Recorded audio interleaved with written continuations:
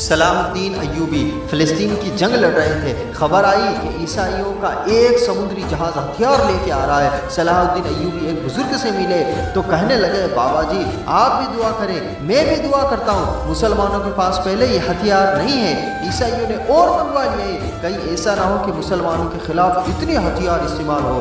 یہ بات بابا جی کو کہی اور دعا کا کہا تو خود مسجد اقصیٰ میں ساری رات روتے رہے۔ وہ بزرگ کہتے ہیں میں بھی کونے میں تھا، پر جس درد سے اس نے دعا مانگی میں نہیں مانگ سکا۔ سویرے خبر آئی کہ دشمن کا وہ جہاز ڈوب گیا ہے۔ جب بابا جی کو خبر پہنچی تو بولے وہ جہاز دریا میں نہیں ڈوبا بلکہ صلاح الدین کے آنسوؤں میں ڈوب گیا ہے، اس نے رب سے دعا ہی ایسی مانگی ہے۔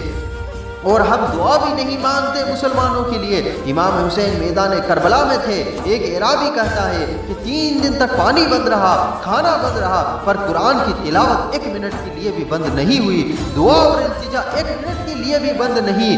حسین کے خیمے سے یہ التجا، یہ آوازیں بار بار آتی رہی، یا اللہ استقامت بھی دے اور صبر بھی دے، یا اللہ صبر بھی عطا کر۔ اللہ کی بارگاہ میں سجدے بند نہیں ہوئے، ہم دعا تک نہیں مانگتے۔ دعا تو انقلاب برپا کر دیتی ہے، دعا تو تبدیلیاں لے آتی ہے۔ کوئی بیٹھا ہوا ہو مجھے دور دعا دیتا ہے، میں ڈوبتا ہوں پر سمندر اچھال دیتا ہے۔